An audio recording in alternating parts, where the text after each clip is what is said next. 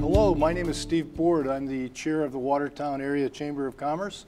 Welcome to our next edition of our Chamber Chat.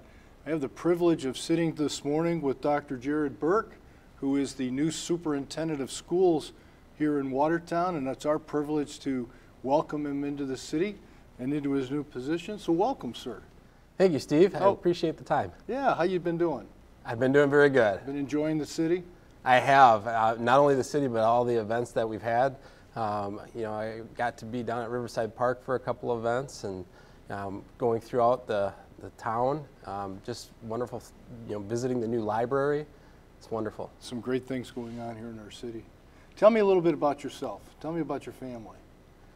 So I've been in education for 24 years. All right. My wife and I are going to be celebrating our 25th year anniversary coming up this next summer. We have two boys, Ryan and Declan. Ryan's a middle schooler this year, and Declan is a second grader. You know, we just love to travel. We love to camp and fish and do those kinds of things. The things that the boys like to do. Well, I would say my wife likes to do those things too. Yeah. Good. Oh yes, she would be the first one to say, "Let's go backpacking." Good, Yeah. good. And what's her background? Is she a teacher also, or? No, she's a registered dietitian. Okay. Yeah. Good. Is she still doing that? Yeah, she is. She does by contract now. She just finished up her last contract. She was working with Pine Valley, which is a residential care facility in Richland County. But she does see people on an individual basis, and she does do community dietetics as well as other things. But also, you know, she really is a civically minded person. So she's been on a number of different boards, whether it's Southwest CAP. I don't know if you know or are familiar with CAP agencies, but CAP agencies do a lot of funneling of federal dollars into regions of the state. Southwest CAP is the southwest corner of the state. She was on the county board in Richland County and other things, so she really likes to get involved that way. We need to introduce her to some people here. There's lots of involvement she can have in Watertown. It'd be great to have her around. And I'm sure I'm sure it won't be long before she gets involved. Yeah. So talk about your educational background. Where'd you go to school? So I went to, first of all, I grew up in La Crosse, Wisconsin. My wife grew up in Holmen, very close in nature to each other. I went to Central High School in La Crosse, south side of La Crosse. From there, I went to Winona State University, got my bachelor's degree. After teaching, or? Yep, in elementary teaching. Okay. So it was K through 8. Right. From there, we went out to Reno, Nevada. I said to my wife, who was finishing up about a semester before me, go find a job somewhere, there's kids anywhere. Right. And I'll start subbing, and that's what I did. She found a job out in Reno, Nevada. She was the Intertribal Council in Nevada Women, Infants, and Children's Program Coordinator. So she would go all around the state, you know, helping out the tribes in Nevada with their Women's, Infants, and Children's Program. And I taught in Reno, Nevada, which is a very inner city school, very diverse school, in a huge system. They have a county-wide system out there, so it was a very large school district. And then after that, we came back to Wisconsin. My wife had gotten a job with the University of Wisconsin Extension, and we ended up moving to the Madison area, and then from there to Baraboo. But while we were in Madison and Baraboo, I taught in Lodi. I taught middle school in Lodi, science and social studies. After teaching there, I taught a little bit in Waniwak. I was a classroom reduction teacher through the SAGE program, and that was kind of the precursor to a lot of intervention stuff that we've done here. And then from there, I became a middle school principal, elementary middle school principal and curriculum director for Southwestern School District. That's in the very southwest corner of the state, right by Dubuque and Galena. And then I went to Mount Horeb. And in Mount Horeb, I was there for 8 years as the director of curriculum instruction. Interesting. Yep. And then from there, I spent the last 7 years as a district administrator or superintendent of schools in Richland School District, Richland Center. Really good. Quite the experiences. Yeah, very diverse experiences. Anywhere from very urban to very suburban to very rural. and large systems and small systems. And that's kind of one of the things that brought me to look for this position here.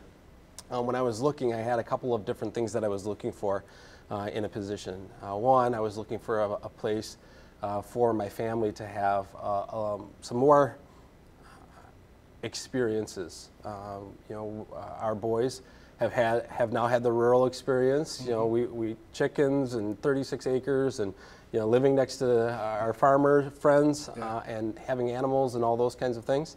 And now we're looking for a little bit more city life and maybe even closer to larger cities like Madison and Milwaukee. Right. Watertown is beautifully located right between the two. Absolutely. It's a great town size where it's big enough to have everything you're looking for, but small enough to know your neighbor, right. Which is really exciting and really attractive for us as a family. The other thing that we were looking for, besides just kind of a location like that, was to make sure that we had a really good school district with many, many opportunities for our children.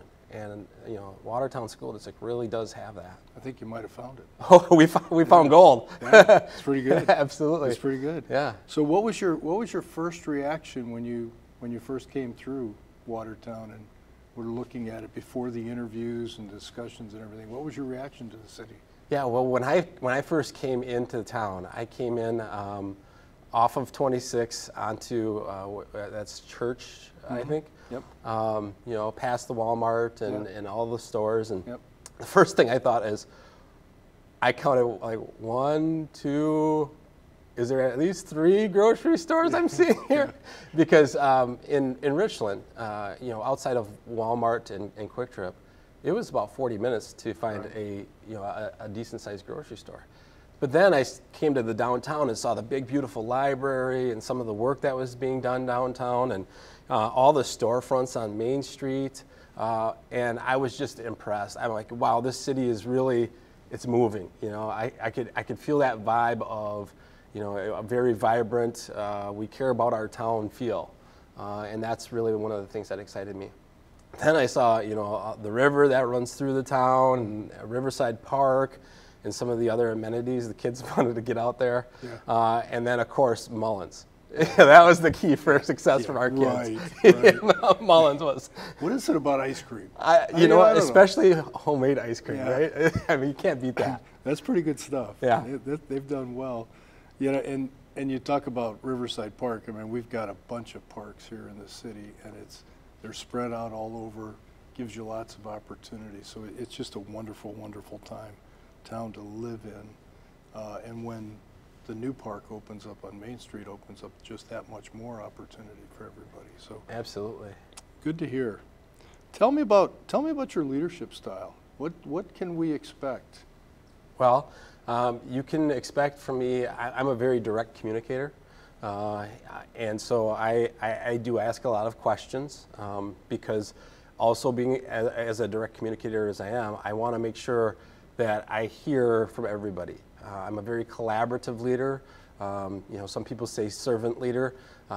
Really, what I think is, my job is I'm a publicly appointed official by an elected school board to service a geographic region called the Watertown Unified School District. Mm-hmm. And in that region, I service everything K-12 as well as statutorily sit on the library board. So what I do is I work with anybody who's looking to educate any child who's, from the birth to 3 program after 3, if they're needing services, all the way through age 21, if that's how long it takes them to graduate high school. And then I work with all of our universities, our private schools, our homeschooling, and if anybody's got a question, I'm here to help. And so my job is to try to help everybody with education. And in order to do that, I've got to ask a lot of questions. Right. So what's the biggest question you've had for the school district? Well, we've had a lot of questions right now around transportation. Okay. And what we're doing with transportation, and is there something that we can do to make that better or safer or those kind of things. Finding trouble finding drivers? Yep, having a hard time finding drivers. So if you are inclined to Any want to drivers, drive. I know where you can apply. That's right. Any drivers, we will gladly take you. Just call Right Way and they will train you up. I also, had a chance to meet with our retired educators from Jefferson County just the other day, and I shared with them, if you know of any substitute teachers, or if you want to enter rehirement yourselves, we will hire you. We will even have you come in if you want to volunteer. We're educators, so even if you don't have an education background, we will train you.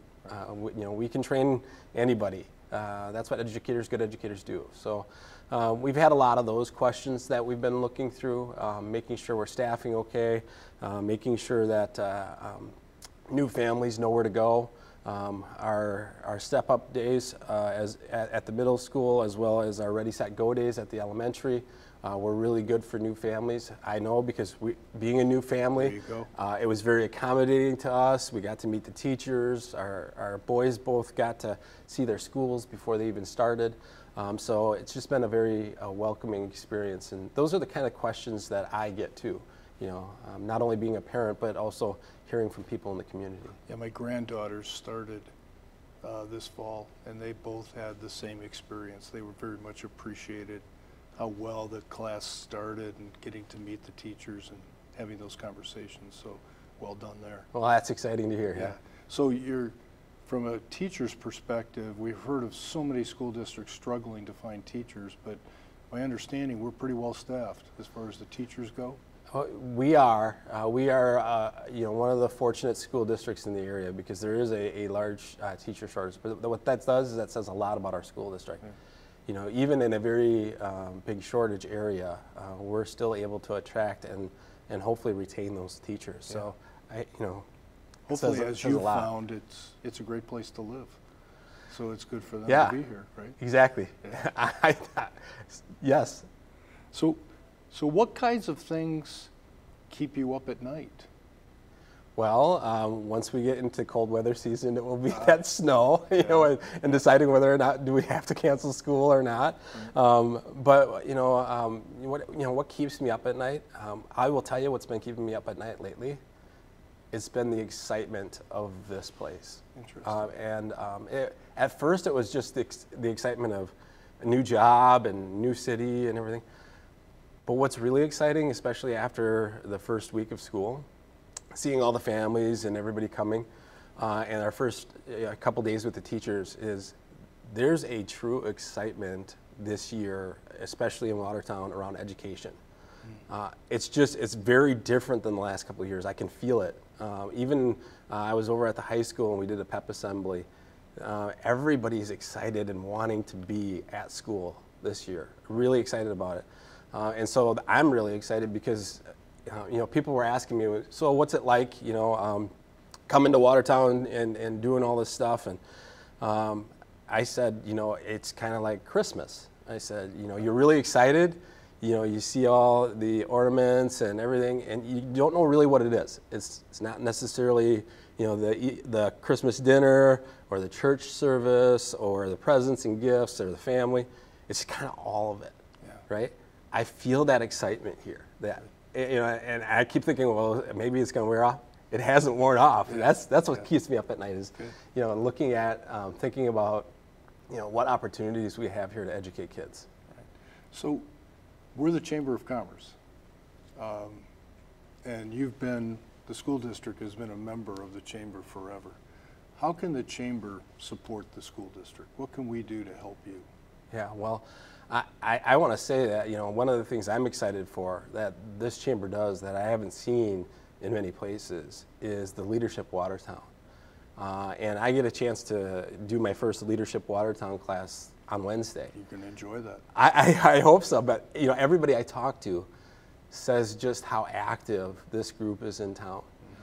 And I've noticed it with some of our Wake Up Watertown. I've been able to go to one of those. But what they can do, they've already done. We were at the great welcoming ceremony for all the new teachers, and when I say new teachers, it wasn't just the public school teachers. It was all teachers. It was the private school teachers, teachers from MATC, teachers from Maranatha. All of them were able to come and enjoy and see not only businesses in town and have them welcome them, but they got a huge, you felt like, the Oscars where you get the big, huge gift bag and you're walking the red carpet. Yeah. It was really a welcoming experience. So all those things you've done already. And then just continuing those partnerships and working with us to get those business owners in town and outside of town into the schools and in front of kids, and helping kids understand what jobs are available to them as they grow up and how they can serve this community as they get older. All those things are going to be very helpful. It's always fun for the businesses to actually meet the young people and get involved with them, and try to be an encouragement to them as well, as you think, and then also just tell them what the opportunities that are out there. There's some wonderful things being made and done here in Watertown that's available for these young people if they'd like to stay. Right? Yeah, and some of the gifts that they were giving. I mean, a $50 merchandise gift certificate at US Cellular. Yeah. A free Google Dot at I'm not gonna say the right name, but it's the furniture store. Czech Furniture? No. Silica. Silica Furniture. Thank you. Those kinds of things. They're expensive, and so investing in our teachers in that kind of a way, really is meaningful. Yeah, really meaningful. It's a fun event, and it's good for them. Whether it was bakery downtown, Chandler House is just opening up, and some other places. It's just wonderful to see the support of the businesses. And you'll continue to see that. Yeah, and honestly, the list of businesses is too numerous to even recount all of them. So if I'm forgetting somebody, I apologize. Yeah, there was 20 or more businesses that were supporting the breakfast, so very good. So one last really fun question that I love to ask everybody. I won't ask my fun way, but what's your expectation for your own life? What do you want to do? I usually ask people, what do you want to be when you grow up? So what's your targets out there? What would you like to do? Yeah, so for me, I'm hoping that Watertown can be a culminating experience for me. Because I think every one of us has a little bit of, and I'm going to date myself with the icon that I'm using, but you can use anybody, with the Jordan appeal, right? Mm-hmm. I think everybody has a little bit of that in them. They want to be Jordan. I want to be at the top of their game.